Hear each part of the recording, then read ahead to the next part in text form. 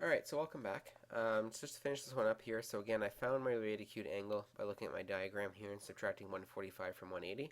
Last but not least, I need to find two coterminal angles here, one positive, one negative. So remember that we found coterminal angles by adding or subtracting full multiples of 360 degrees. So let's say I have this 145 degrees right here, so if I have that, if I add a full rotation to it, I get that angle right there. So again, that's coterminal. So if I want to find a positive coterminal angle, I can do 145 degrees plus 360 degrees. Okay, and that will give me 505. Okay, the other thing I could do if I wanted to do a negative coterminal angle is from this 145 degrees, subtract a full rotation. Okay, so what that's going to give me here is 145 degrees minus 360 degrees, and that will give him a negative coterminal angle.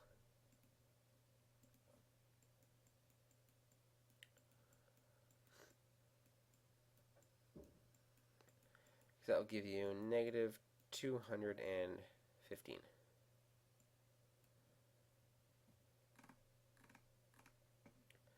Alright, so from using that now, I'd like you to try and do B on your own. So again, go through the same steps that we did before. Try and find a principal angle, find the alpha, the related acute angle from there, and then find two other coterminal angles. Okay, so try it on your own and push play and you're ready to go through it together. Alright, so take some time to quickly check your answers here. So this angle is negative, so let's add 360 degrees to it multiple times until we get a principal angle between 0 and 360. Keep going, you're going to get 235 degrees to be your principal angle. So then we're going to sketch that on the Cartesian plane. 235 degrees is in quadrant 3 because it's between 180 and 270 degrees. So I draw that in there. My alpha is made right here with the nearest x-axis. So I'm going to find my alpha between 235 degrees minus 180 degrees to get 55 degrees. Okay, and then to find coterminal angles, I take my principal angle, 235, add a full rotation of 360 to get 595. And to find a negative one, I can subtract a full rotation of 360 degrees to get negative 125 degrees. Okay, so last couple of examples here. So if this one wants me to state all the angles related to 40 degrees between 0 and 360. Now, we've mentioned the term related acute angle, but not the term just related angles. So what if angles are going to be related to each other? Okay, they're going to have one thing in common, and what they're going to share is the same related acute angle. So maybe share is not the right word, but they are going to have the same related acute angle. So the same alpha, or related acute angle. So what does this mean? So let's take a look at it in a picture, again, because pictures always help. So I'm given an angle of 40 degrees here. Okay, and that 40 degrees is of course going to be in quadrant 1. Now, that's all well and good, but in the other quadrants there are going to be other angles. So one there. Let's put one down here in quadrant 3, and then one over here in quadrant 4. All of these could potentially have related acute angles of 40 degrees. And what I want to find out is what angles are going to go from, again, if we're in standard position, from the positive x-axis to that terminal arm. So I need to find out each of these possible angles that will create these related acute angles of 40 degrees in the other quadrants. So I'm going to do this step by step. I'm going to do the one in quadrant 2 first. So in quadrant 2, this angle right here, again, has an alpha of 40 degrees. What's that going to be? So the blue one here is going to be 180 degrees minus 40 degrees, which is going to be 140 degrees. Okay, so 140 degrees is going to be related to 40, again, because the acute angle it makes with the nearest x-axis is going to be the same. Okay, the same can be said for the ones in every other quadrant as well. So now, this diagram is going to get cluttered very, very quickly, but now in quadrant 3, I want to find this angle. Okay, so again, it's going to be related because I have the same alpha down here. this one is going to be equal to 180 degrees plus 40. Okay, so that's going to be 220. Okay, and then last but not least, I just cleared up the diagram a little further.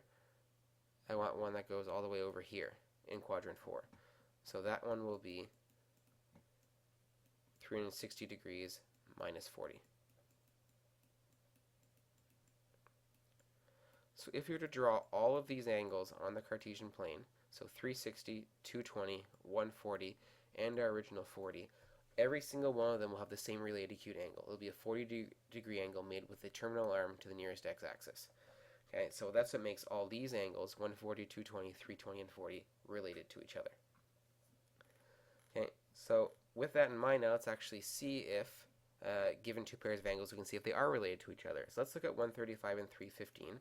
Remember, they're going to be related if they have the same alpha. Okay, so let's sketch them one by one, see what happens. So for 135, ask yourself what quadrant that's in.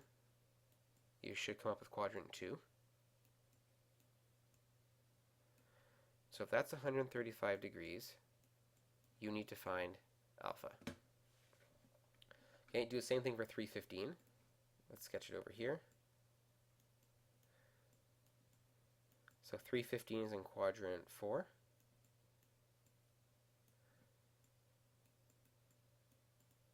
And again, you have an alpha there. So for each of these, calculate the related acute angle, the alpha. If they are the same, these are related to each other. So for this guy over here, alpha will be 180 degrees minus 135. So that will give me 45 degrees. Okay, and down here for the purple one, alpha will be 360 degrees minus 315, which again gives you 45 degrees. So both of these angles, the 135 and 315, have the same related acute angle of 45 degrees. So yes, these are related. Okay, let's try and do the same thing for B. Now, to make our life a little bit easier, well, first off, I'm going to clear off some space here. So hopefully you have this down in your notes. The angles here are not principal angles, which makes it a little bit trickier to work with. What I would suggest doing, because, again, as long as we're working with angles that have the same terminal arm, we can do the same kind of work with them, is convert all these to principal angles first. So 1210 degrees, subtract 360 degrees from that until you get a principal angle. So if you do that, you're going to get 130 degrees. Okay, so again, this is a coterminal angle of 1210, so we can use that instead of 1210 just to make our life a little bit easier. And for negative 140, I don't like negative angles, so let's add 360 to that. Again, to get a principal angle, this time of 220 degrees. Okay, so we added 360 here, and here we subtracted 360 a few times. Okay, so now let's, instead of working with 1210 and negative 140, let's work with 130 and 220. So I'll let you graph each of these on your own, and then push play and ready to see the answer. Okay, so take a look at my sketches here. 130 degrees is in quadrant 2. Alpha will be 180 minus 130, which gives me an alpha of 50 degrees over here. 220 degrees is in quadrant 3, so alpha will be 220 minus 180, which gives me 40. So because the alphas are not the same for this one, these ones are not related. Okay, and last type of example you're going to see for today. So I'm going to give you an alpha. I'm going to give you a quadrant, and I want to find the principal angle. So first of all, I'm told that my angle's in quadrant 3, so I'm going to make that sketch right off the bat. Okay, not my best Cartesian plane, but it'll work. So in quadrant 3 means my angle is going to be somewhere down in here. Okay, so that's what that's telling me. And I'm told that my alpha is 37 degrees. So again, that goes, it's the angle made from the terminal arm to the nearest x-axis. So right here, this angle here is 37 degrees. That's my alpha. Okay, and it wants me to find the principal angle, which is this one right here, theta. Okay, this whole angle right here is my principal angle. So, well, this one's not too bad to see. Again, having the picture really, really does help, because I can see that going from the positive x-axis all the way over here to the negative x-axis is going to be 180 degrees. So overall, my total angle is going to be 180 degrees plus the 37 degrees I have here. So theta will be 180 degrees plus alpha. And we're told that alpha is 37 degrees. So that gives me 217 degrees overall.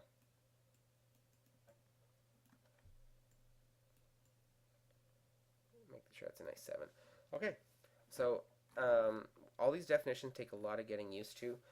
There's going to come a point where we're going to be throwing around the terms principal, coterminal, related, acute, left, right, and center, and you need to be able to understand what it is we're actually solving for. So please make sure you do the practice, familiarize yourself with all these terms, because like I said, these terms not only show up a lot in this unit, but a lot in 4U as well, for those of you who think about taking advanced functions. So please make sure you do the homework for that, and we'll see you in lesson 30.